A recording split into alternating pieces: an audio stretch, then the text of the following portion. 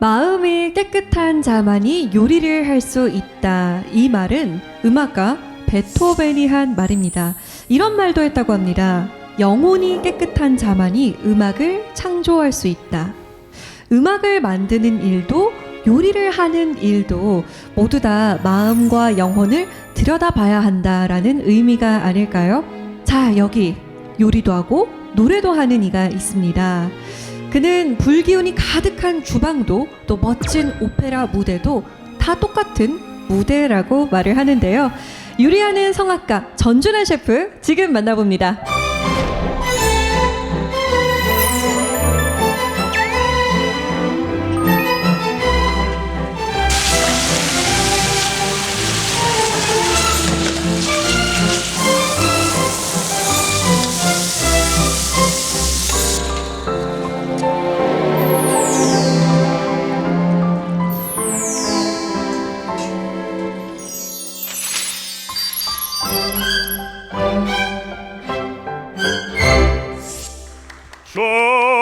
쫙쫙 찢어지어 내 이 몸은 없어질지라도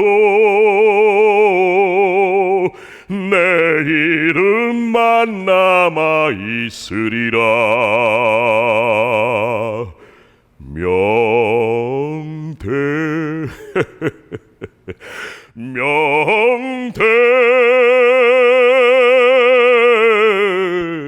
명태라고. 반갑습니다. 요리하는 성악가 전준환입니다. 네, 반갑습니다. 박수 한 번 더 크게 해주실까요?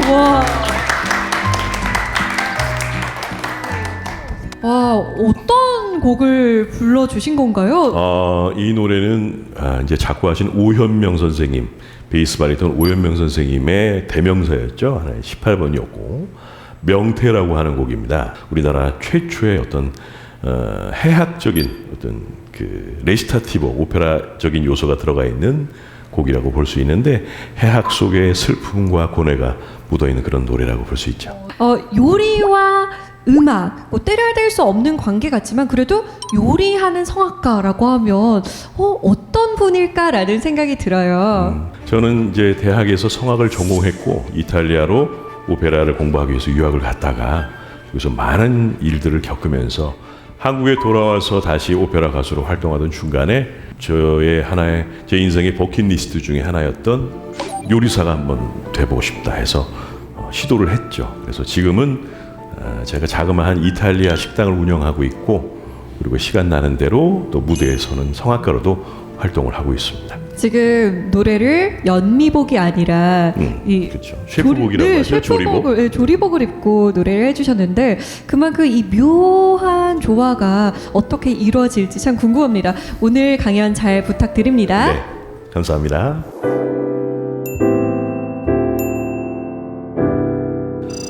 저는 성악을 되게 늦게 시작했어요. 고3 때 우연히 오페라 한 편을 보게 됩니다. 비지의 까르멘이라고 하는 오페라인데 그거를 처음으로 보는 순간 감전이 되죠. 그래서 그냥 집에 가면서 저 혼자 말로 계속 중얼거렸어요. 나는 성악가가 될 거야. 난 성악가로 살래. 난 오페라를 할 거야. 미쳤죠, 고3에. 저희 어머니는 이제 거의 쓰러지시고 집안 다 난리 나고 그래서 연세대학교 성악과를 지원했습니다. 제가 원래 겁이 없어요. 지원해서 어떻게 됐을까요? 당당하게 떨어졌습니다. 떨어지고 수많은 역경을 거쳐서 군대를 제대해서 연세대학교 성악과에 다시 들어갔어요. 제대를 하고 전역을 하고 성악과에 입학했으니까 늦가기 대학생이죠. 그러니 대학 생활이 재밌었을까요? 푸릇푸릇한 20대 청춘들하고 노땅하고 잘 안 어울려요. 그래서 저는 그닥 재미없는 대학생활 4년을 보내고 대학교 4학년 때 저를 구원해 줄 여인을 만나서 결혼을 하고 졸업하자마자 이탈리아로 유학을 가게 되죠. 그런데 이탈리아 처음에 유학 갔을 때 첫 단추부터 아주 잘 끼워졌느냐 그건 아니었어요. 어느 날 강도가 들어서 네, 아주 친절하게도 저희 자고 있는 부부 얼굴에다가 수면 가스를 뿌려줘서 아주 푹 자고 일어났더니 집에 있던 게 다 사라졌더라고요. 그래서 결혼 자금 아끼고 돈 모아서 가져갔던 거 이제 강도한테 다 털리고 정말 빈털터리로 이제 유학생을 시작을 했는데, 그러다 보니까 돈이 너무 없으니까 우리나라를 대표하는 유명한 성악가시죠, 조수미 씨가 졸업하신 산타 치칠리아 국립음악원에 우수한 성적으로 들어갔지만 학교를 다닐 수 있는 여건이 안 돼서 학교도 한 달 만에 자퇴를 하고 거기서 관광 가이드를 하면서 이제 어렵게 공부를 이어갔죠. 자, 여기 보시면 모차르트의 마술피리와 짭짤한 안초비 피자. 마술피리가 나왔는데, 모차르트의 마술피리가 제가 대학교 4학년 때 처음으로 무대에서 공연했던 작품이 바로 마술피리예요. 여러분들 오페라에 좋아하세요? 별로 안 좋아하시죠, 사실은. 오페라보다는 뮤지컬이 더 재밌고 뮤지컬보다는 영화나 드라마가 더 재밌죠. 오페라는 말 그대로 고전 작품이라서 좀 재미가 없어요. 그런데 이 모차르트의 마술피리는 상당히 재밌습니다. 어린이를 위한 오페라로도 다시 각색이 돼서 많이 나오고 음악도 재밌고 안에 동선들도 재밌고 내용도 재밌어요. 그런데 이 볼프강 아마데우스 모차르트라고 하는 사람이 프리메이슨의 영향을 받아서 뭐든지 숫자 3을 적용을 했어요. 4분의 3박자였고 등장인물도 자라스트로라고 하는 대제사장, 그리고 타미노, 파미나 이렇게 삼각구도로 설정을 하고 3명의 시녀가 나오고 3명의 아이가 나오고 전부 다 3으로 이루어진 오페라가 바로 마술피리예요. 저는 베이스, 거기서 대제사장, 역할은 굉장히 무겁고 멋있는데 포지션은 참 불리한. 근데 방송국 무대에서 오페라 전용 홀이 아니다 보니까 오페라는 마이크를 이렇게 달고 하는 게 아니잖아요. 네, 정말 순수한 발성으로 소리를 멀리 보내야 하는데 자라스트로라고 한 대제상은 맨 뒤에 세워놓고 테너 주인공은 맨 앞에, 소프라노 주인공도 맨 앞에. 그러니 똑같이 소리를 낸다면 제가 불리하겠죠. 제 인생의 첫 번째 오페라였는데 평이 뭐라고 나왔냐면 자라스트로가 소리가 하나도 안 들리더라. 너무 크게 상처를 받았습니다. 저에게 큰 상처를 줬던 첫 번째 오페라가 바로 마술피리예요. 근데 저기 나오는 짭짤한 안초비 피자는 또 무슨 연관이 있어서 이렇게 연결이 되어 있을까? 제가 유학을 가서 강도 맞았다고 그랬잖아요. 돈 다 털리고 주머니 남은 돈 몇 개 이제 이렇게 찾아서 제 와이프랑 손잡고 길거리를 무조건 나갔어요. 피제리아라고 피자 파는 집이 있더라고요. 들어가서 기분 전환하겠다고 문을 탁 열고 들어갔는데 이탈리아인들이 꽉 차 있는데 겁이 나는 거예요. 그동안 이탈리아어를 공부하고 왔는데도 불구하고 입이 안 떨어지는 거예요. 근데 이제 거기 주문을 받는 할아버지가 막 독촉을 하는 거죠. 왜 막 이태리어로 뭐라고 하면서 빨리빨리 주문하라고. 그러니까 이제 무서워서 주문을 했는데 맨 위에 써 있는 거 이거 달라고. 그게 피자 나폴레타나, 나폴리 피자라는 이름의 피자였습니다. 피자를 받아서 보지도 않고 집에 와서 뚜껑을 딱 열었는데 세상에 피자에 멸치가 이렇게 누워 있는 거예요. 이렇게. 여러분 엔초비라고 아시죠? 말 그대로 멸치 절임이에요. 어마어마하게 짭니다. 그거 피자 위에 토핑으로 올려서 먹었다고 한번 생각해 보세요. 저 태어나서 엔초비 처음 먹어본 거거든요, 이탈리아에서. 그래서 밤새도록 변기를 끌어안고 그랬던 기억이 납니다. 그게 저의 첫 번째 피자 안초비에 대한 기억이에요.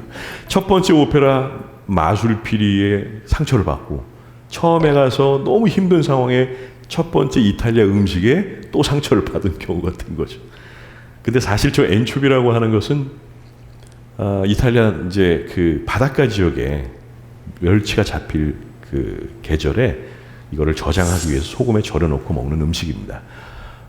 베네토주의 베네치아라고 있죠, 베니스. 베니스에 가면은 옥수수가 굉장히 재배가 많이 돼요. 근데 그 옛날 통일 이탈리아 시절 이전의 베니스는 경제적으로 되게 어려운 그런 나라였어요. 네.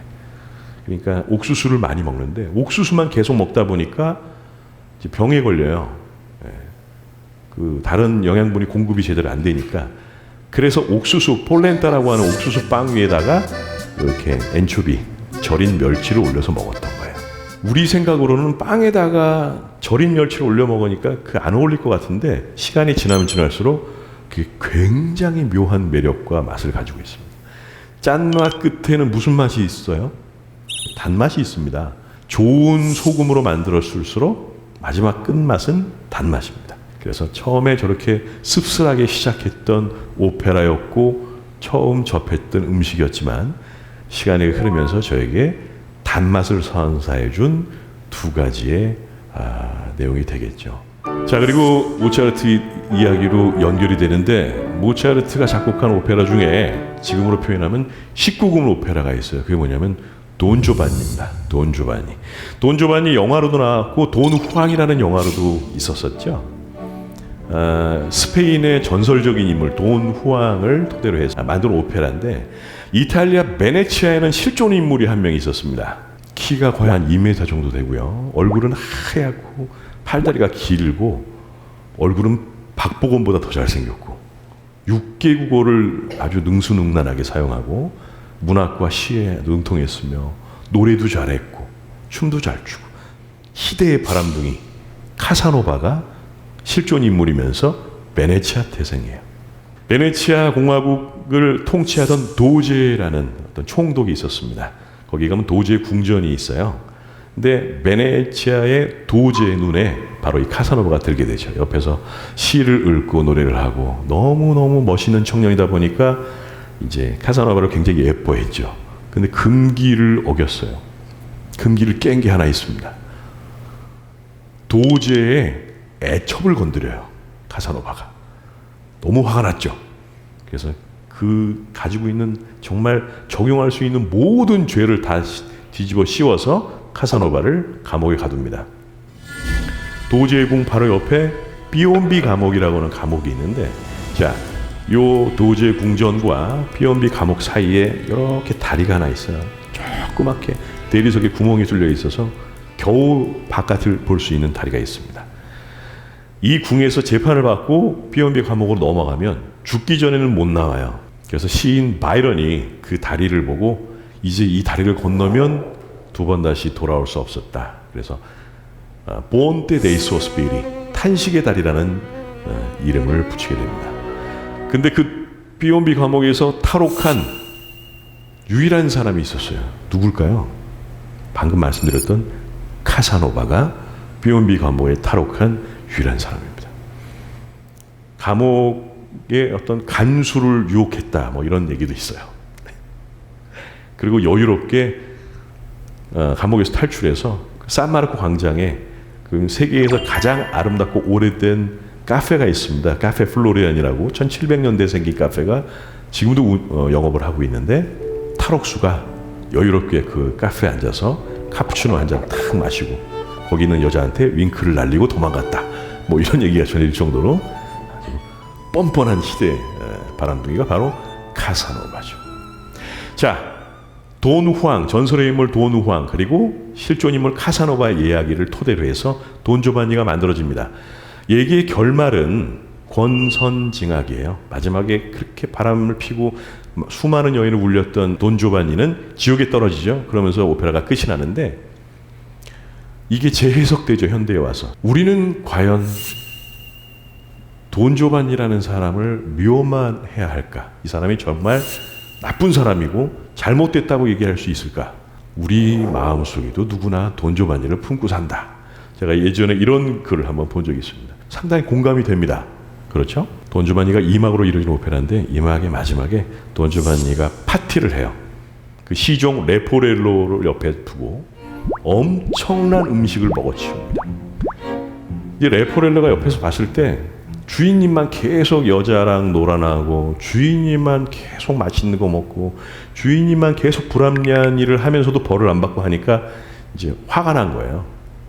그래서 돈 조반니가 막 열심히 먹고 있는 음식 중에 닭다리 하나를 이렇게 훔쳐서 먹는 장면이 있습니다. 제가 그때 레포렐로였거든요. 근데 오페라상에 실제로 닭다리를 올려놔요. 이게 먹는 척하면 안 됩니다. 무대와 객석이 가깝기 때문에 진짜 먹어야 돼요. 그리고 노래 중간에 먹어서 이렇게 목이 잠기는 그런 소리를 내야 됩니다, 실제로.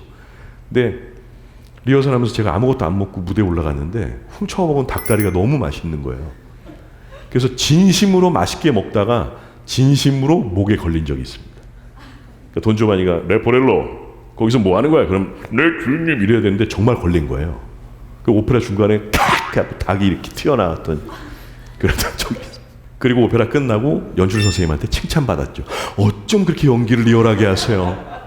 연기가 아니었는데 정말 목에 걸린. 모차르트에서 이야기하는 음식이란 사실은 성욕을 의미합니다. 어마어마한 성욕을 나타내는 거죠. 네. 결국 또 보면은 음식과 음악과 역사, 이야기가 다 연관이 있다. 푸치니의 라보엠과 바삭한 아란치니라고 나옵니다. 푸치니는 베네치아에서 조금 아래 내려오면은 루카라는 지역에서 태어난 작곡가죠. 저는 개인적으로 푸치니 음악을 상당히 좋아합니다. 푸치니 오페라 그 중에서 가장 사실 공감이 되고 가슴 절절한 오페라를 이야기한다면 라보엠이에요. 얼마 전에 보헤미안 랩소디 불렀던 퀸이 갑자기 영화로 다시 또 부활하면서 엄청난 인기를 끌었습니다. 보헤미안에서 출발한 말 그대로 집시를 뜻하는데 19세기의 보헤미은 어떤 집시라기보다도 자유분방한 삶을 원했던 사람들을 통칭하는 얘기가 됐어요. 거기에 등장하는 시인 루돌포, 그다음에 음악가 쇼나르, 그다음에 철학자 콜리네, 이런 사람들이 다 아주 가난한 다락방에 모여서 사는 그런 이야기들을 그린 게 바로 라보엠이죠. 미미라는 여인을 사랑하고 로돌포는, 그다음에 화가 마르첼로는 무제타라는 여인을 사랑하죠. 결국은 비극으로 끝납니다. 주인공 미미가 폐렴에 걸려서 그 약값을 구할 수 없을 정도로 가난한 그 사람들을 보는 앞에서 로돌포의 품에 안겨서 죽음을 맞이하는 비극으로 끝나는 오페라예요. 제가 귀국해서 처음으로 했던 공연이 바로 라보엠이에요. 2010년에 한국에 와서 예술의 연당에서 처음으로 했던 오페라가 라보엠이었습니다. 귀국을 했을 당시에 저의 생활도 실제 라보엠과 크게 다르지 않았어요. 막막하고 기댈 데도 없고 의지할 데도 없고 아무것도 없는 상황에 가난한 예술가. 그래서 정말 혼신을 다해서 노래를 했던 것 같아요. 내 삶을 이야기하는 것 같아서. 그때 제 아내는 전단지 나눠주는 아르바이트를 했습니다. 저는 연습한다고 가서 연습하고 있고 아내는 한 푼이라도 벌어보겠다고 전단지를 나눠주면서 하루에 5만 원, 6만 원을 벌었던, 진짜 아프고 힘들었던 시절이 다시 반복이 됐죠. 귀국하자마자. 아란치니라는 음식을 제가 여기다 왜 붙여놨냐면요. 이태리 유학 시절에 저희 아이가 태어납니다. 근데 저는 이제 가이드로 일하러 나가고 아이를 데리고 공원에 산책을 하거나 데리고 다닐 때 이제 점심값도 넉넉치가 않으니까 그냥 간단하게 한 끼를 해결하기 위해서 제 아내가 자주 사 먹었던 게 바로 아란치니라고 하는 튀김이에요. 이탈리아 말로 아란차 하면은 오렌지를 뜻합니다. 근데 아란치니는 오렌지 모양의 약간 오렌지 색깔을 띠고 있는 쌀 고로케예요. 실제로 거기다가 오렌지 껍질을 갈아서 넣어서 튀겨내는 경우도 있고, 근데 쌀이니까 아무래도 좀 든든하잖아요. 밥 한 끼 같고. 제 아내에게는 저 아란치니라고 하는 음식이 눈물 젖은 빵과 같습니다.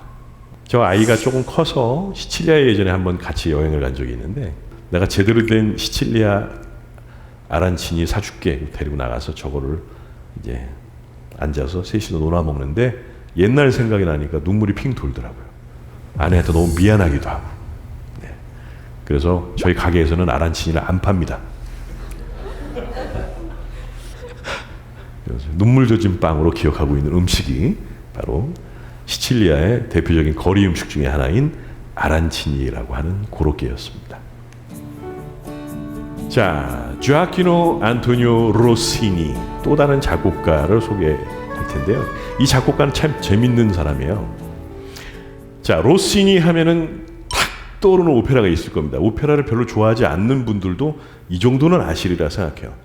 1번 동두천의 이발사, 2번 검단산의 이발사, 3번 세빌리아 이발사, 3번 그렇죠. 대단한 실력을 가지고 계신 바로 로시니의 대표작 세빌리아 이발사입니다. 1816년에 만들어진 오페라인데요. 저 사람이 무려 24살 때 작곡한 오페라예요.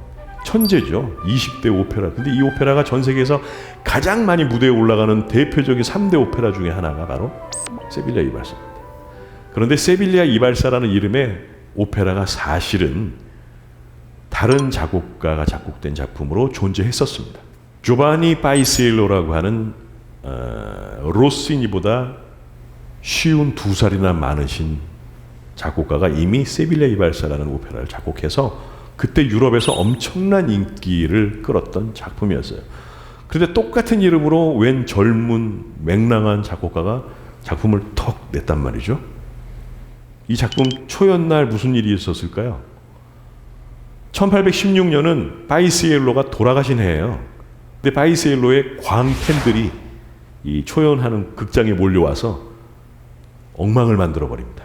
객석에다 쥐를 풀고 여기다가 기름을 뿌려서 막 등장인물도 넘어지게 만들어주고 오케스트라가 흔들어 음악을 다 깨버리고, 그래서 야심작이라고 올린 무대가 엉망이 돼요.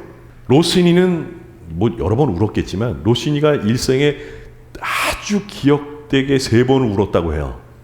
첫 번째, 세빌리아의 발사가 망했을 때 초연하는 날 엉망이 됐으니까 정말 펑펑 울었대요. 두 번째, 파가니니의 바이올린 곡을 듣고 너무 감동을 해서 감동의 눈물을 흘리고, 세 번째는 센강의 유람선에서 이제 음식을 싸갖고 가서 맛있는 거 먹으려고 다 이러는데 음식이 물에 뚝 빠진 거예요. 그게 트러플을 잔뜩 올려서 만들어 놓은 칠면조 요리를 이제 먹어야지 가다가 거기 그걸 붙잡고 펑펑 울었다는 거 아니에요. 너무 아까워서. 로시니는 그만큼 미식가이면서 대식가이면서 먹는 걸 너무너무 좋아했던 사람이에요. 24살에 세상을 흔들었던 엄청난 작품을 만들었음에도 불구하고 그 이후로도 계속해서 히트작들을 만들어내는데 37살에 굴리아모 텔, 우리가 말하는 빌헤름 텔이라는 오페라 작품을 마지막으로 작곡을 하고 그 이후로는 오페라 작곡을 전혀 하지 않았습니다. 행간에는 그런 말이 있어요. 음악 작곡은 그만하고 먹으러 다녔다는 얘기가 있습니다. 먹는 걸 너무 좋아했어. 로시니가 가장 좋아했던 음식은 바로 송로버섯이죠. 트러플. 엄청 비싸요. 그 이탈리아 예전에 있을 때 제가 식재료 구하러 어디 갔을 때요. 요만한 게 하나가 비싼 거는 한 50만 원 정도 되는. 최근에 뉴스에 나왔는데 이만한 화이트 트러플을 얻은 누가 발견 농부가 캐는데 경매에 붙여졌는데 이게 6억 원인가에 팔렸어요. 그 정도로 귀한 버섯입니다. 로시니가 그래서 음악 사업 말고도 되게 좋아했던 게 송로버섯을 캐려면 돼지가, 지금은 강아지를 쓰는데 돼지가 가서 송로 냄새를 맡고 땅을 막 파요. 그러면 옆에 있다가 얼른 가서 그 돼지가 먹기 전에 송로를 옆에서 이제 탁 뺏는 방법으로 채취를 합니다. 돼지하고 강아지만 그 냄새를 맡을 수 있대요. 그래서 그 돼지 키우는 사업을 했어요, 로시니가. 송로를 너무 좋아하니까 송로 사업을 해보겠다고. 그 정도로 음식을 너무너무 좋아했던 사람이고, 와인을 수집해놓고 주변에 있는 예술가들을 초대해서 값비싼 치즈, 송로버섯 요리 이런 것들과 함께 와인 파티도 많이 했어. 로시니가 프랑스에 가서 본인도 요리를 너무너무 좋아했고 잘했던 사람이기 때문에 지금도 실제로 이탈리아와 프랑스 지역에 뒤에 알라 로시니가 들어가는 것은 다 로시니가 좋아했던 재료를 섞은 음식일 경우가 많습니다. 그 중에 대표적인 게 트러플, 송로버섯이 들어간 음식은 알라 로시니가 붙는 경우가 있죠. 네. 로시니의 고향인 페사로에 가면요, 스파게티 알라 로시니가 있어요. 그러면 이제 위에다가 트러플을 이렇게 뿌려주는 파스타가 나옵니다. 우리나라에서는 한 그릇에 거의 한 15만 원 정도. 근데 거기서는 한 2만 원, 3만 원이면 먹을 수 있죠. 네. 다음 걸 한번 볼까요? 보나르도 자이오티라는 세계적인 베이스 가수였습니다. 2년 전에 돌아가셨어요. 저희 스승님이셨는데, 저는 로마에서 너무 힘들게 일을 하면서 공부를 하다 보니까 학교를 제대로 다니지도 못했고, 프라이빗 레슨이죠. 프리바타라고 해서 개인적으로 마에스트로들을 찾아가서 공부를 하거나 로마에서 마스터 클래스가 열리면 등록을 해서 배우거나 이렇게밖에 배울 수가 없었어요. 보나르도 자이오티 선생님은 밀라노에 계셨던 선생님이십니다. 근데 로마에 마스터 클래스를 열어주셔서 제가 소문을 듣고 찾아가서 꾸준히 배웠죠. 그러다가 선생님이 저를 너무 인정을 해주시고 예뻐해 주셔서 제 유학 인생 거의 마지막 부분에는 자이어티 선생님의 가르침으로 제가 많은 변화를 겪었던 것 같아요. 어느 날 선생님이 저한테 전화가 오신 거예요. 제 이름이 알베르토였어요. 알베르토, 너 이번에 무슨 콩쿠르 있는데 거기를 나가봐라.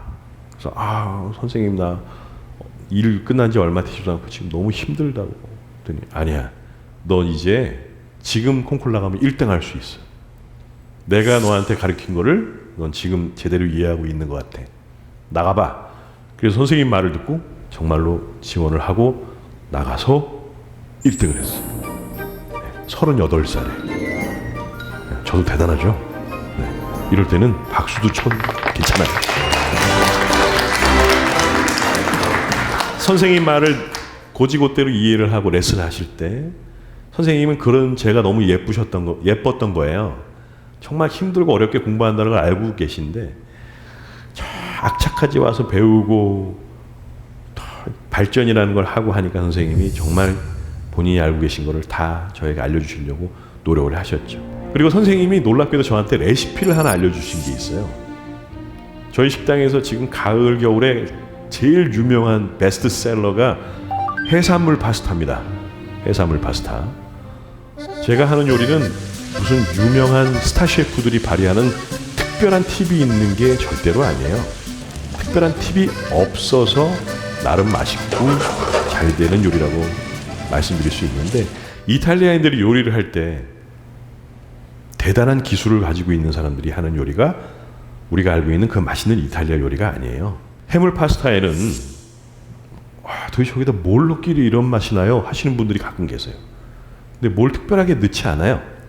말 그대로 새우, 오징어, 조개, 마늘, 이걸로 마법 같은 맛을 만들어내는데, 마법이라고 한다면 여기다가 마법의 가루를 생각하시는데 절대 그렇지 않습니다. 자, 새우가, 제가 여기서 여러분들께 레시피를 하나 알려드릴게요. 새우가 있잖아요. 그럼 새우를 맛있게 먹는 방법, 머리와 몸통을 분리합니다. 그 다음에 껍질을 까요. 새우 등에 이렇게 내장이 지나가기 때문에 이쑤시개로 내장을 이렇게 쏙 빼서 버립니다. 자, 머리와 껍질이 분리되어 있어서 나와 있습니다. 이거 버리면 되죠? 아니에요. 이게 바로 천연 조미료가 되는 재료입니다. 머리와 껍질, 그거를 버터에다, 얘기해주면 안 되는데. 버터에 살살 볶다가 거기다가 샐러리도 넣고 당근도 넣고 마늘도 넣고 계속 볶으면서 물을 넣고 볶잖아요. 그럼 걸쭉한 국물이 납니다. 그거를 찢고 갈거나 해서 즙을 쫙 짜내면 한 요만큼 밥공기 한 반 그릇 정도 액즙이 나와요. 이게 해물 요리의 최고의 천연 조미료예요. 나머지는 오징어 넣고 새우 넣고 마늘 넣고 토마토 넣고 이렇게 볶다가 그거 한 숟갈 탁 넣어서 면 넣고 졸여내면 그게 바로 이탈리아인들이 먹는 파스타가 됩니다. 파스타는 이탈리아인들에게 사실 주식에 해당되는 거잖아요. 그 사람들은 전체 요리서부터 주식, 후식 뭐 엄청나게 제대로 저녁을 먹으면 한 4시간을 먹는 사람들인데, 그래도 메인이라고 한다면 파스타예요. 자, 우리나라 사람에게 메인 주식이 뭘까요? 비밥 하는 밥이에요, 밥. 우리가 평생 먹는 주식을 만드는 방법은 굉장히 간단합니다. 자, 이탈리아로 싹 돌려서 이탈리아인 입장에서는 주식, 매일 먹는 파스타를 만드는 방법이 정말 너무너무 어려울까요? 아주 희귀한 방법을 써야 될까요? 진짜 간단해야 되겠죠. 여기서부터 접근하면 이탈리아 요리를 이해하는 건 너무 쉬워요. 저에게 그 해물 파스타를 사주시면서 무슨 얘기를 하시냐면, 제가 아까 설명드렸던 비슷한 얘기를 하셨습니다. 알베르토, 봐라. 여기 새우가 들어가 있고 오징어가 들어가 있고 조개, 토마토가 들어가 있다. 이들은 다 아침에 이 안에 모이기 전까지는 각자의 자연 재료였어. 또 서로가 이 안에 섞여 있는데 서로 회방하지 않고 조화를 이루고 있지 않니? 너의 소리가 공중에 퍼져나갈 때 무리가 가거나 뭔가 자연스럽지 않은 게 섞여 있거나 뭔가 특별하려고 쓸데없는 힘을 주거나 자연스러움을 잃어버린다면 너의 목소리는 아름다운 소리로 공중에 퍼져나가지 않을 거야. 이게 밥집에서 저한테 말씀해 주신 거예요. 밥을 먹으면서. 그러니까 몸에 전율이 느껴지더라고요. 파스타도 맛있었지만 어떻게 이런 비유로 나에게 가르침을 주실까? 그걸 잊을 수가 없어요. 실제로 제가 가장 자신 있어 하는 파스타가 해산물 파스타인데 정말 선생님의 가르침에서 벗어나지 않으려고 생각하면서 요리를 합니다. 자연스럽게, 조화롭게, 어긋나지 않고. 근데 꼭 화근은 어디서부터 시작되냐면 벗어난 부분에서부터 시작이 됩니다. 인간의 모든 죄악과 고통과 슬픔은 욕심에서 출발하는 경우가 대부분이에요. 그냥 살면서 자연스럽게 우리가 겪어야 하는 고통들은 사실 시간이 지나면 슬슬 사라집니다. 그래서 버나르도 자이오티, 저희 스승님이 저에게 전수해 주신 최고의 레시피는 바로 해산물 파스타 안에 들어있었습니다.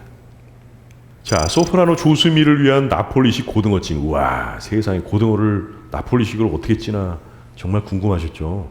이탈리아인들도 고등어를 먹어요. 근데 우리처럼 자반 고등어, 뭐 소금을 뿌려서 굽거나 고등어를 졸여 먹거나 이게 아니라 고등어를 먹긴 먹는데 언제 먹냐면 정말 싱싱할 때만 먹어요. 이탈리아인들은 주로 바닷가 지역의 사람들이 고등어를 먹습니다. 바닷가가 없는 대륙에서 고등어 요리를 찾기는 거의 불가능해요. 안 팔아요. 그러니까 옮겨다 놓고 싱싱하지 않을 거는 안 팔아요. 네. 그러니까 그걸 판다는 거는 싱싱하다는 얘기예요. 제가 나폴리에 가서 콩쿠르하러 나폴리를 갔는데 어느 식당에서 스곰브로 고등어라고 써 있는 거예요. 너무 궁금했어요. 도대체 이 나라에서 고등어를 어떻게 먹을까?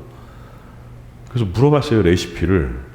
아주 품질 좋은 엑스트라 버진 올리브 기름과 몇 개 허브, 레몬, 마늘 뿌리고 소금, 시칠리아 소금을 살짝 얹어서 오븐에다가 구워낸 음식이었어요. 아유, 뭐 이렇게 해서 맛이 날까? 하고 고등어를 탁 포크로 뜯어서 입에 넣는 순간 제가 그동안에 먹었던, 생각했던 혀와 몸과 뇌가 기억하고 있는 고등어 맛하고 전혀 다른 정말 맛있는 바다가 느껴지는 고등어. 이 고등어에 일대기가 느껴지는 그런 맛이었어요. 근데 여기서 갑자기 조수미 선생님을 위한 나폴리식 고등어찜이 왜 나왔을까요? 제가 예전에 한번 쿠킹 클래스 강연을 하는데 주제가 뭐였냐면 음악가들이 선호하는 음식들. 주아키노 로시니를 비롯해서 현존하는 우리나라 성악가들은 과연 어떤 음식을 선호하실까? 그래서 제가 인터뷰를 다 했습니다. 그중에 조수미 선생님하고도 서면으로 인터뷰를 했어요. 놀라운 사실은 조수미 선생님이 지금도 정말 월드 클래스시죠. 자기 관리도 너무너무 잘 하시고. 그래서 성악가들은 몸이 아끼니까 많이 먹어요. 저희는 먹는 걸로 보상을 받을 때가 굉장히 많습니다. 그런데 조수미 선생님은 육식을 하지 않으신대요. 너무 놀랐어요. 채식, 그리고 찔러서 피나는 거는 생선밖에 안 먹어요 하시는 거예요. 오, 이렇게 월드클래스 대단한 성악가가 스태민을 위해서 고기를 먹어도 남들보다 훨씬 먹을 것 같은데 근데 어떻게 고기도 안 먹고 이런 소리를 내시지? 너무 놀랬죠? 그러다가 머릿속에 탁 떠올랐던 게 제가 나폴리에서 먹었던 그 스곰브로 나폴레타노 고등어 요리가 딱 떠올랐던 거예요. 그래서 책에다 썼습니다. 선생님이 저희 가게 오시면 제가 그날 가장 싱싱한 고등어를 구해서 스곰브로 나폴레타노를 해드리겠습니다. 너무 기대가 돼요.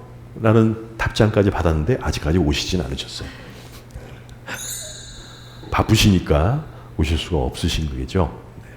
그래서 대가를 떠올릴 때 버나르도 자이오티의 해물 파스타가 떠오르고 그 다음에 조수미 선생님 하면 제가 만들어드리고 싶은 고등어 요리가 연상이 됩니다.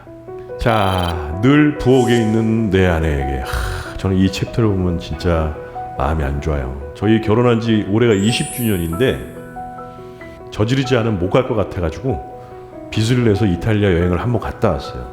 온 가족이 간 거는 8년 만에 처음이었던 거죠. 귀국하고. 울더라고요, 아내가. 10년의 그 추억이 정말 그 필름이 쫙 눈앞에 지나가니까.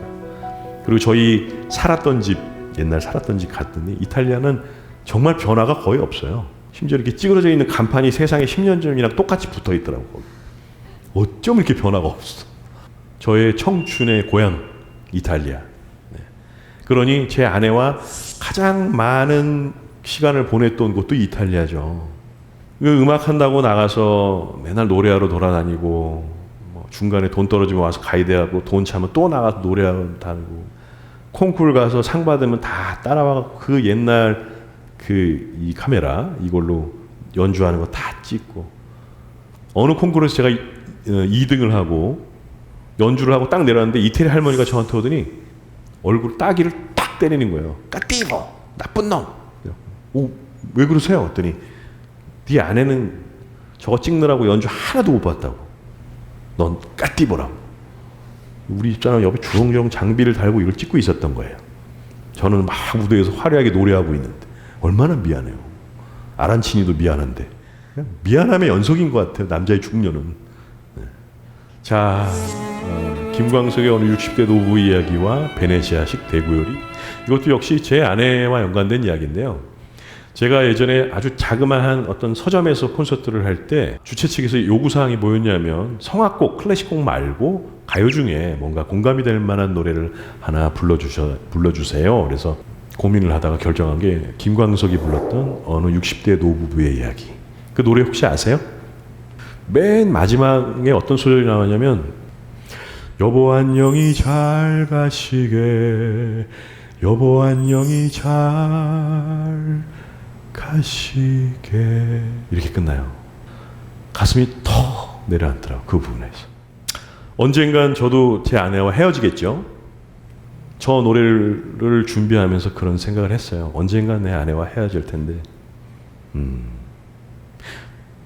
내가 만약에 보내야 된다면 보내는 마음이 그때 어떨까. 아주 간단한 논리, 세상 말로 그런 거 있지. 있을 때 잘해. 그거 정말 진리예요. 재작년에 이탈리아 여행을 갔다고 했죠. 베네치아에 가서 제가 폴렌타하고 바칼라 대구 요리를 시켜서 언제 여보 한번 먹어봐. 내 와이프가 탁 놓더니 너무 맛있다. 이런 요리가 있는지 몰랐네. 근데 그때 또 너무 미안한 거예요. 집에서 육아하느라 자기 전공이고 자기 인생 포기하고 저 뒷바라지 하느라 10년이라는 시간을 이탈리아에 살았음에도 불구하고 바칼라도 한 번도 못 먹어봤던 거죠. 관광객 입장으로 다시 돌아갔던 이탈리아에서 그때서야 비로소 먹어본 요리가 베네치아식 대구 요리였던 거예요. 제가 몇 개 이제 요리와 음악에 대해서 삶에 대해서 연결해서 쭉 말씀드렸어요. 저는 성악가이면서 요리사입니다. 근데 성악가로서 무대에 섰을 때와 요리사로서 주방에 서 있을 때 둘 다 같은 무대라고 생각을 하면서 살아요. 첫 번째 피드백이 바로바로 오니까 앞에서 객석에서 제 노래를 들으시는 분의 피드백도 금방 오지만 오픈 주방에서 손님들이 식사를 하시는 모습을 보면 저분이 얼마만큼 만족을 하시는구나도 금방 알 수 있습니다. 제 인생의 무대도 이와 다르지 않을 것 같아요. 그냥 저는 지나간 날 또는 오지도 않을 날에 대한 걱정이나 근심 가지고 살지는 않습니다. 그냥 오늘이라는 저에게 주어진 이 식재료를 오늘 정말 맛있게 한결에게 정말 맛있는 음식을 만드는 것처럼 최선을 다해서 오늘을 사는 사람입니다. 저에게 있어서 행복이라고 하는 것은 거창한 게 아니라 그냥 오늘 살아있으면서 제가 일상에서 나누는 많은 것들이 다 저에게 있어서 행복의 재료이고 음식이고 기쁨입니다. 마지막으로 이런 말씀 드리고 싶어요. 가장 중요한 건 오늘입니다. 지금이고요. 이거를 만끽하시면서 사시는 인생이 되시기를 바라겠습니다. 강연 여기까지 하도록 하겠습니다. 감사합니다.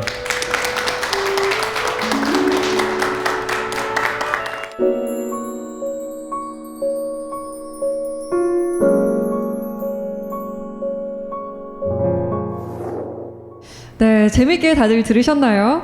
저는 이 강연을 들으면서 와, 전준환 셰프의 요리를 꼭 한번 먹어보고 싶다. 정말 궁금하다. 특히 그 해산물 파스타가 저는 정말 궁금하더라고요. 네. 강연에 대해서 또 셰프님에 대해서 궁금한 점이 참 많을 것 같습니다. 네. 저희가 질문부터 한번 받아볼게요.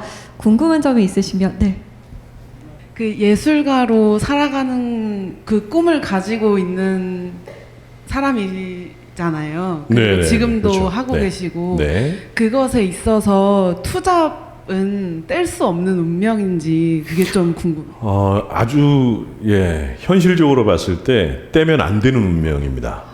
네, 왜냐하면 이제 저뿐만이 아니라 많은 예술가들이 예술 형태로만 먹고 살기 정말 어렵거든요, 현실적으로. 네.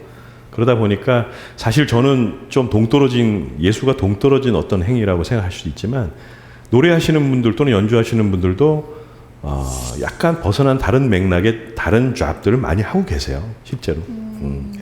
예술을 위해서만 살 수는 없거든요. 가족을 위해서도 살아야 하고. 그러다 보니까 저는 이게 되게 독특하다고 생각하지 않아요. 그냥 자연스러운 한 모습 중에 하나라고 생각합니다.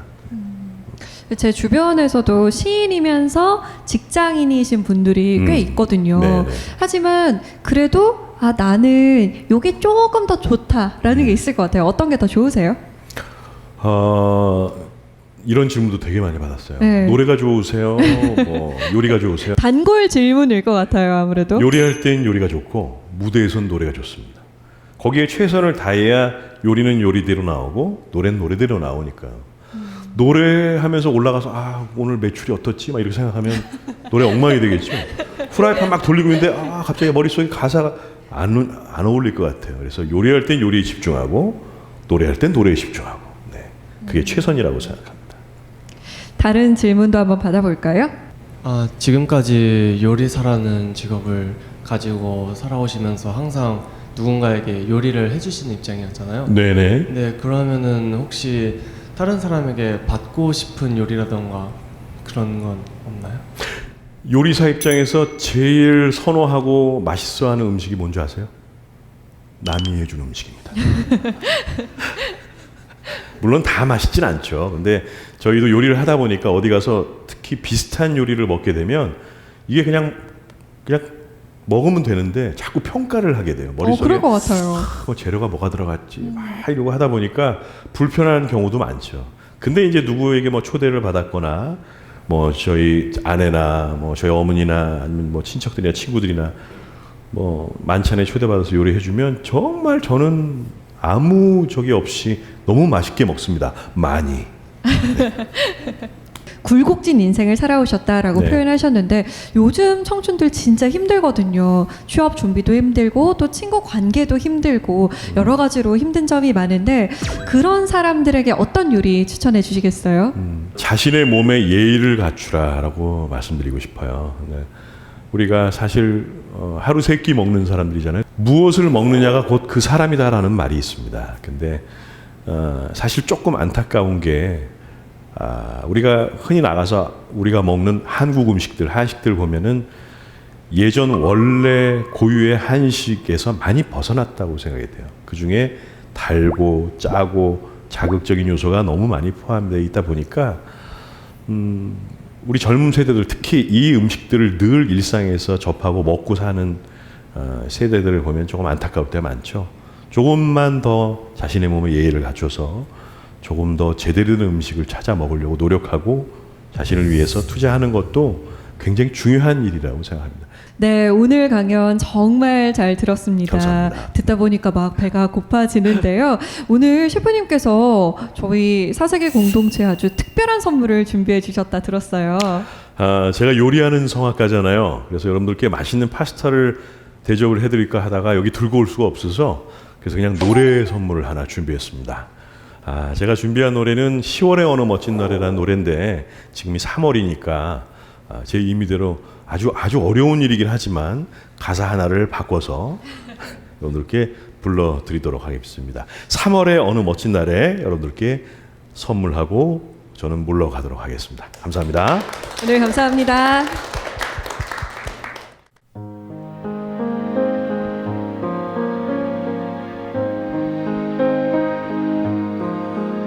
눈을 뜨기 힘든 가을보다 높은 저 하늘이 기분 좋아. 휴일 아침이면 나를 깨운 전화 오늘은 어디서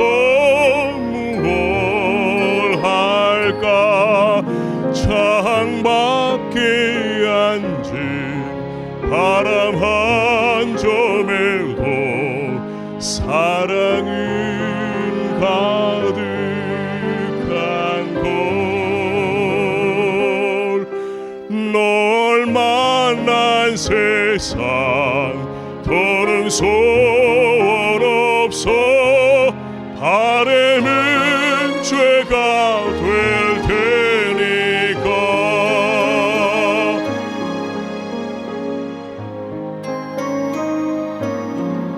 가끔 두려워져 지난 밤 꿈처럼 사라질까 기도해 내일 너를 보고 너의 손을 잡고 내 곁에 있는 너를 확인해 창밖에 앉은 바람 한 점에도 사랑은 가득한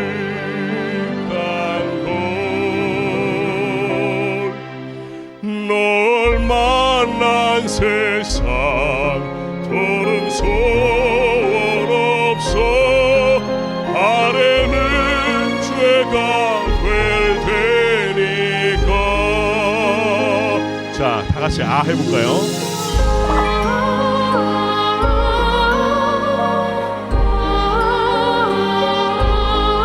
여자분들만. 자, 남자분들은 저와 같이 다시 아 하는 겁니다.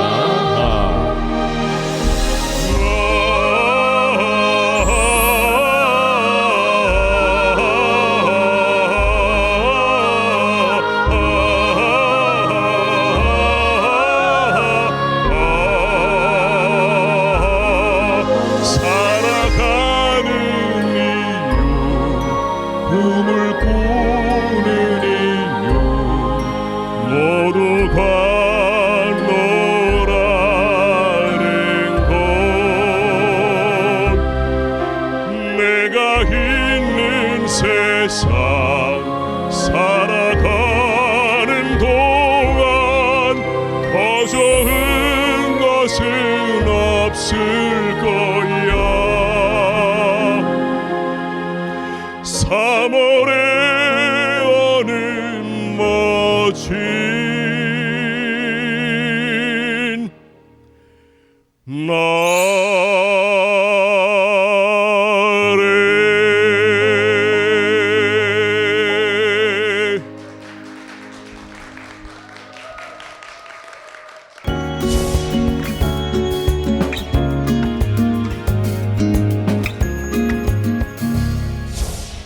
봄이 되니 무거운 겨울 코트의 어두운 색 대신 산뜻하고 밝은 색들이 거리를 물들이고 있습니다.